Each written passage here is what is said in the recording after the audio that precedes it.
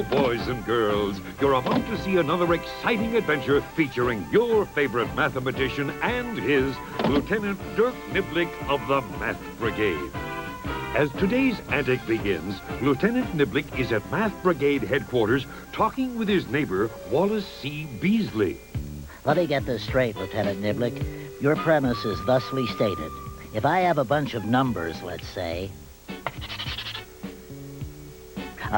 you'll feel more relaxed when your blackboard comes back from the shop, I'll venture. Yes, I will. However, 1 times 2 times 3 times 4 times 5, I'll get the same answer no matter at which end I start? For certain, Wallace. May I call you Wallace? I'd feel more comfortable if you didn't, Niblick. Very well, Mr. B, but just look at this. 1 times 2 is 2. 2 times 3 is 6. 6 times 4 is 24. 24 times 5 is 120. And if I were to be so capricious as to multiply them in reverse order? Very well. 5 times 4 is... 20. 20 times 3 is... 60. 60 times 2 is 120. And 120 times 1 is... voila. 120. Great Caesar's ghost, Niblick. You're a near genius. I believe you mean genius? I call him as I see him, Niblick. I'll take my leave now. Thanks for showing me once again one of multiplication's unusual properties. What was that? Just someone at my front door, Lieutenant. I'll be in touch. Here to collect for the paper, are you? No, no, no. Wait, no need to be negative. I am an alien. Well, actually, I haven't lived here all that long myself. No, no. I'm from outer space. Cleveland Heights, Indianapolis, Columbus Grove, Twitch. Twitch. The planet Twitch. Is it in the Milky Way galaxy? No, the Milky Shake galaxy. A stand-up alien, eh? Did I see you at Catch a Rising Star Tuesday a week? I don't have much time. I have a mission. A mission, you say? Well, come inside my humble abode and allow me to assist you in my own inimitable manner. You are too kind. Yes, but show me no mercy. What is your mission, my little alien? My name is D.T. D.T. from the planet Shakes. Twitch. Oh, yes, Twitch. I have been unloaded on your planet. Well, a lot of things have. And I must map the entire 48 contiguous states. The lower 48, as some call them. Although our nation consists of 50 separate and distinct states, only 48 of them are topologically connected. A sly way of saying contiguous. So, you are to map them, except Nebraska. Including Nebraska. Land of Goshen, this is one serious map. I have to do it quickly. I have but 10 boopers. How much time is a booper? There are 10 boopers to your hour. So 1 booper is 1/10 of an hour, or... 6 minutes. Well, time's a-wasting, Shaky. What happens in 6 minutes? The spaceship returns for me, and if I have not finished my task, I will be left here on the planet Earth.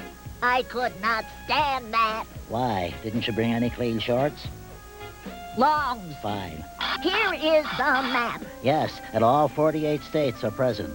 So what's your problem, other than being too silly looking to get a date for the annual Athlete's Foot sock hop?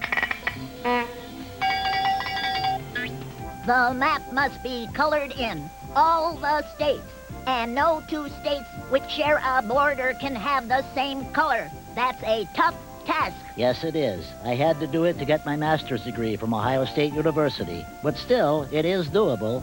But here's yet another problem. I left my color sticks on the spacecraft. Oh, you are an airhead, aren't you, D.T.? But fear not, I'll just... Yes, Lieutenant Niblick, I need to borrow your crayons. But I don't have any crayons, Mr. Beasley. What? How can you exist without crayons? What do you do when the party begins to wane? Wait just a moment, Neighbor B. Fluff and Fold were here within living memory, and I believe they may have left crayons. Let us pray they did. Here you are, 3 crayons. Red, green, and blue. I was hoping for more. I need 48 different colors. Why? No time to explain. I have the life of an extraterrestrial being on my hands. Mr. Beasley hasn't been the same since Joan Rivers was canceled. It would appear that Mr. Beasley may have got himself into a difficult situation. Is it possible to color this map of the United States with only 3 colors, making sure no bordering states are of the same color?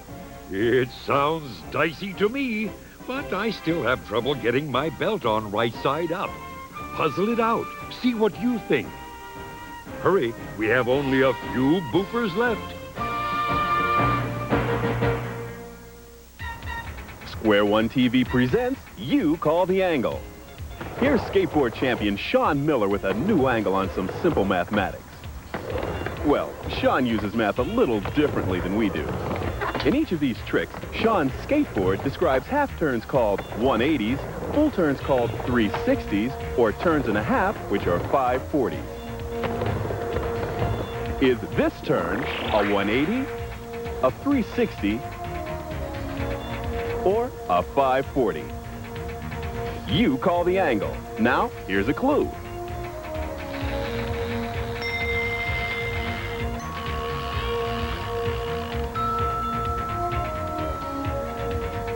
You were right. Sean did a 180. There are 180 degrees in a half turn. Think about that. Back again, are you little number grunters?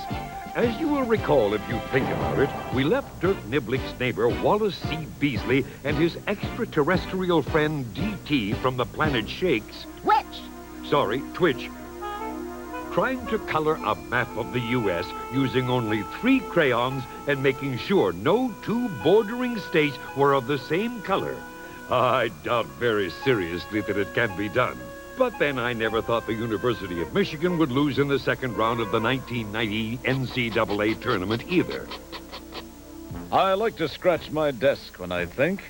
I used to scratch my head, but my fingernails kept sliding into my nose. I'm worried about Mr. Beasley. He said he had an extraterrestrial on his hands. I'm going to see what he's up to. Oh, it's you, Lieutenant Niblick. Till surprise. Who's your little friend? I'm not little. And he's not my friend. We were thrown together by caprice. I'm DT, an alien from another planet. Nebraska? We have no time for your mild bromides, Lieutenant. We have but scant minutes to color in this Meshuggah map using but 3 colors and making sure no adjacent states are of the same hue. We don't know how to do it. I see. We could easily perform the task if we had 48 colors, right, Louis? Yes, but you can do it with a lot fewer. Give it a try. But where do we start? How do we proceed? What time is supper? How did the Cubs come out? This is a good time to try. Try? Try? Yes, it's a problem-solving strategy called trial and error. You try and try and try, and if you make an error or run into trouble, you back up, probably learning from your attempts, and try something else. You mean don't worry about a right way and a wrong way? Yes, time is wasting. Get started. I think I'd start with Nevada. Were I either of you two? And you're not. Okay, I'll color the state of Nevada blue. And I'll color Oregon red. And I'll color Idaho green. And California green. And Arizona must be red. But now we're in trouble. Utah can't be red, blue, or green. Even if you had started with another color, you'd have the same problem. Ah, so it is impossible to do it with only 3 colors. If only we had another color. The very reason I have come here. I have a yellow crayon which I found in a cat. 4 colors might work. Red, green, blue, and yellow. To repeat my sage admonishment from an earlier scene, give it a try.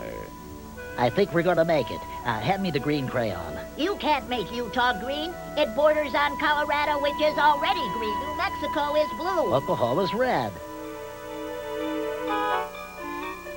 By George, I think you've got it. That's good. Oh, wait, I didn't say it was good. I'm Hand me going the to yellow make again. it on time. Well, don't panic. It's easy for you to It say. is not. Give me that You green, live here the already. red. I know that. I want them all colors. Are you ready, DT? We are landing in 1 beeper. How much is a beeper? There are 10 beepers in a booper. A few seconds. Oh, hurry. Finished! All 48 states are colored, and no 2 touching states are the same color. Oh, I am one proud cartographer. I can swear to that. Yo, DT, you coming or what? I am.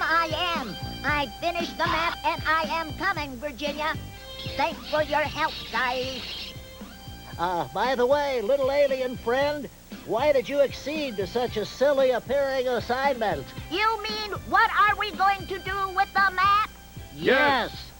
We're going to use it as a guide, and when we come back, we're going to paint the country state by state. Ta-ta!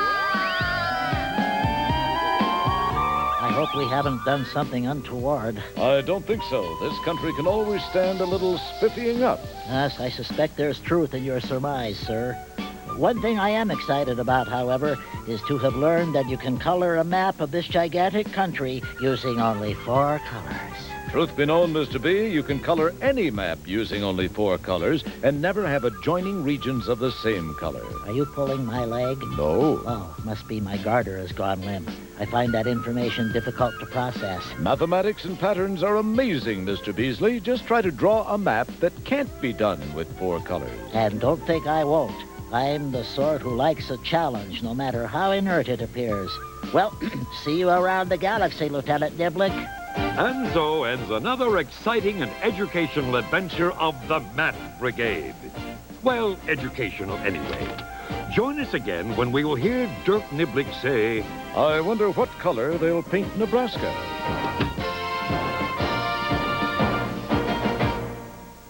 Hi, Dick and Vern fans. This is Dick of Dick and Vern fame, ready to comment on that last mathematical piece. It wasn't mathematical. It was one of the best... What do you mean it wasn't mathematical? I mean, in the whole sketch, nobody added, subtracted, multiplied, or divisioned. Divided. Yeah, that too.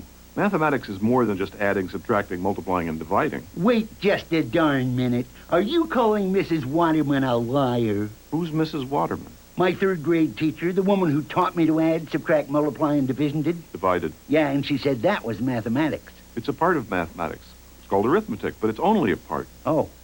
Mathematics is about patterns, probability, statistics, estimation, and thinking and common sense, not just moving numbers around on a page. Oh. Pay attention to this next piece. It has nothing to do with numbers, but a lot to do with mathematics. Okay? Okay. But I'm going to tell Mrs. Waterman what you said. You do that. She'll have you hanging by your toenails at recess. That's fine. Or worse.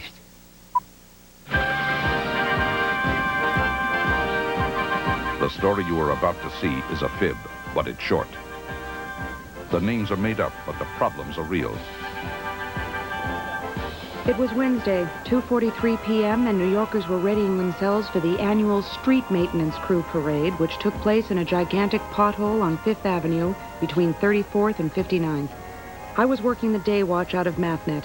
The chief is Joe Greco. My partner is George Franklin. My name is Tuesday. I'm a mathematician.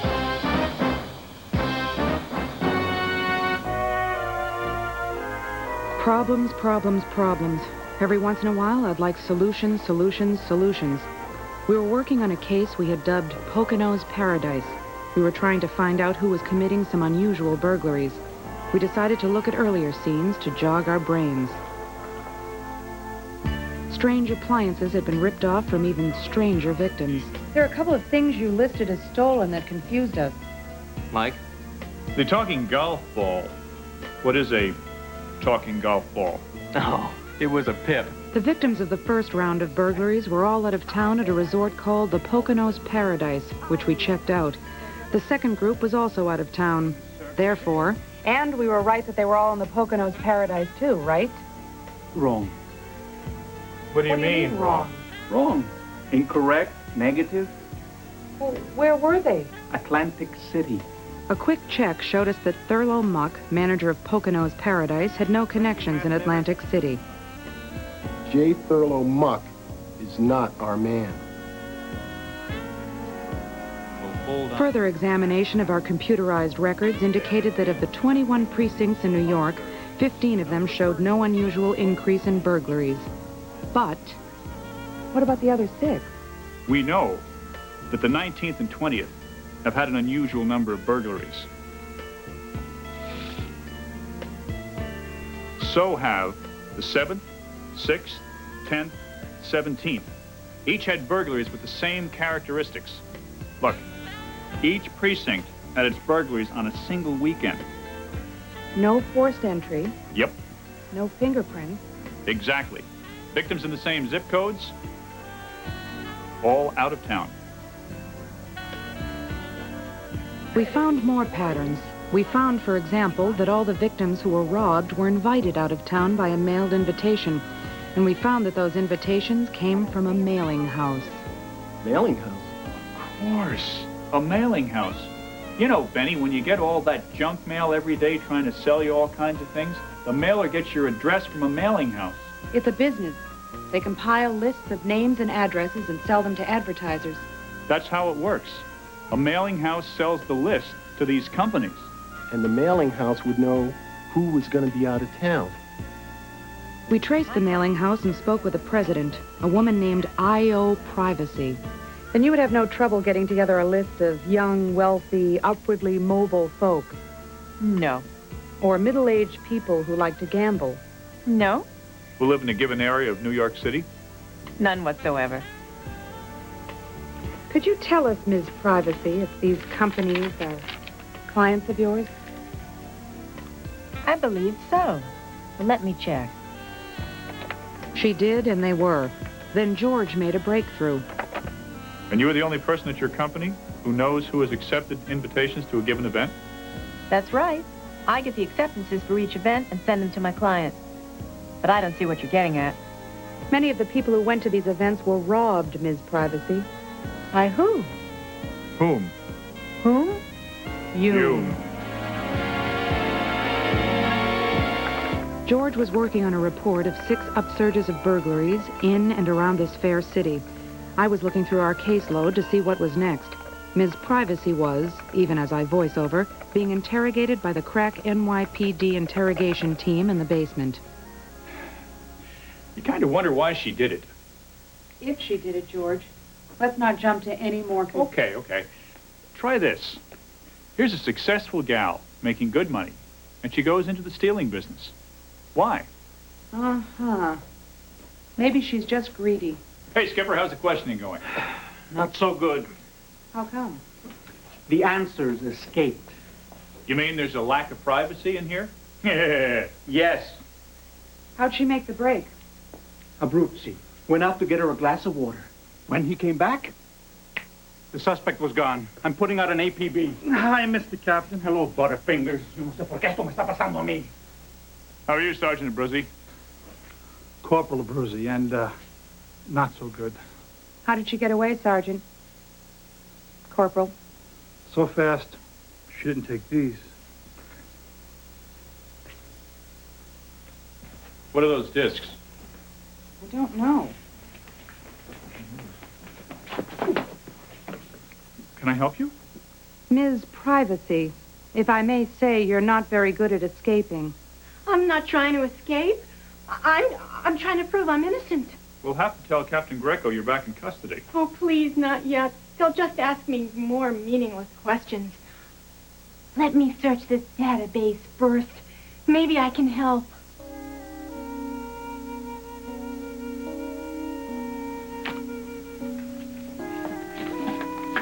Ms. Privacy, can you show us the information you have in your database about these victims? Yes, of course.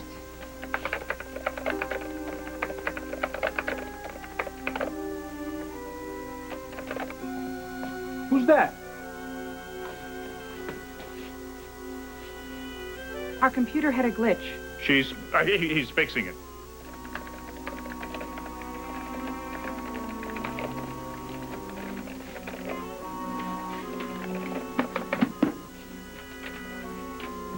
Coast is clear. Okay. I've sorted the names by event. Any kind of pattern? No, not really. Wait. There are patterns within the events. You're right. All the Poconos victims are between 22 and 30 years of age. All are married. All rent their apartments. And all live in the same zip code neighborhood. So they would be a ready market to buy a home. Right.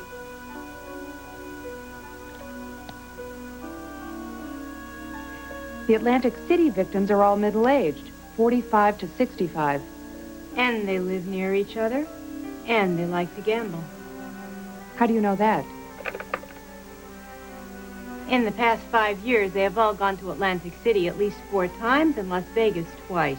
That's amazing. What about the people in Tanglewood? They all love classical music. What tells you that? They all have season tickets to the Metropolitan Opera or the Philharmonic or both. Again, they live near each other. As Ms. Privacy continued through her files, George watched in rapt attention. If she wasn't guilty, then someone else had to have access to her list. I asked Benny Pill to question the employees at Bayonne Car RT Sort. Find anything yet? We have patterns within the events, but not among them. The people who went to the polo match in Greenwich, Connecticut, own horses in the city and ride in Central Park. The people who went on the tour to Williamsburg are all college history majors. The people who spent the weekend at the health spa are overweight. But nothing ties them all together in one neat little package? No. Wait. There is one thing. What? They were all rich. Yes. Rich people usually have more things of value to steal. Yes, each one of these victims makes at least $200,000 a year. Here's a question for you, Ms. Privacy. Yes? When is the next scheduled event to take place where your list was used? I'll have to check.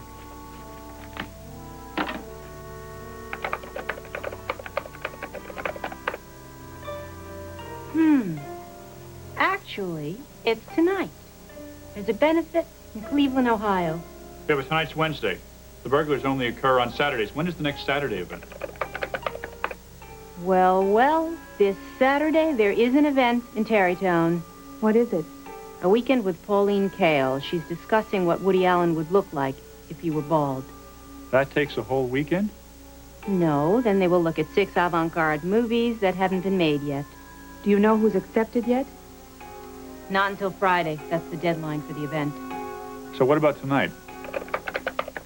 Tonight's event is a benefit performance and a tribute to Andy Lloyd Webley. Profits will go to other young music composers who aren't very good either. But tonight is Wednesday. That doesn't fit into our pattern. Yes, all the burglaries happened on the weekend. How many invites did you send out for this gala? 1,040. How many responses can you expect? Well, a good return on a normal mailing is 2%. That's only about 20. But my list is so carefully constructed that I expect about 10%. And that's about what I got, 103. Check their incomes. Guess what? 6 of the respondents fit our dollar profile. They make big bucks. $200,000 a year or more. And they all have the same zip code. But, of course, tonight is not a weekend. But the events are out of town, and that fits into our pattern, too. Bard, even though this isn't a Saturday night, I think we have enough information to justify a stakeout. Let's do it. Ms. Privacy, ever been on a stakeout? We explained our suspicions to the possible victims and obtained permission to stake out their apartments for the evening.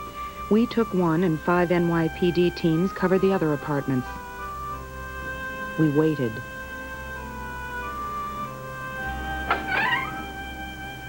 I don't know, guys. It's 10:15. Are we having fun yet? Not as much fun as they're having in Cleveland, I'll bet. Oh? Yeah, I saw an invitation. After the party, they're having a big gala at a bistro on Lake Erie. You, know Cleveland, George? Oh, sure. Martha and I used to vacation there. Where's the gala? At the Café de Compost Pete. Never heard of it. It's a fashionable health food bistro. Martha enjoys it. It's sort of like eating a lawn.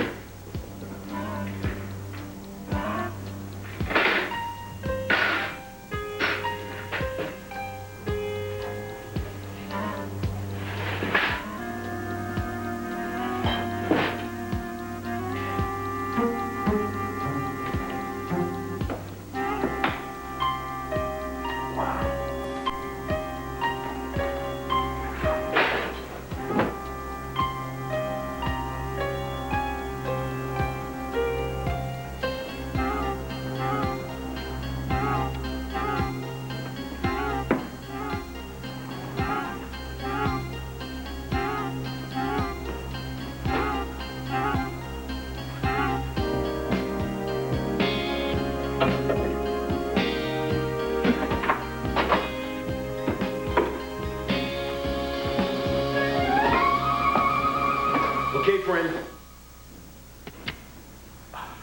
Nice and easy now. Put your hands up. I can't. I'm loaded with stolen property. Put it down and then put your hands up. Hold it, Bob.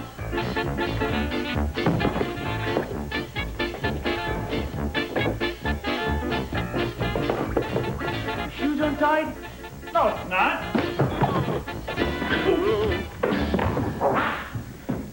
Let's go downtown, alleged perpetrator. I'm glad they've got you, so I can go home. My pleasure.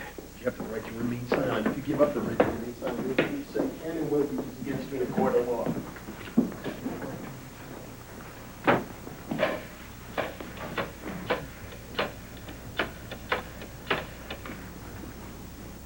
Good evening, Captain Greco. We caught an alleged perpetrator. Oh, really? Terrific. See you in a few minutes. Well? It's been a wonderful night for fishing, George. Our other teams have 2 more fish to add to our fry. Fish, eh? Looks like we've solved another fine mess. Let's go, Pard.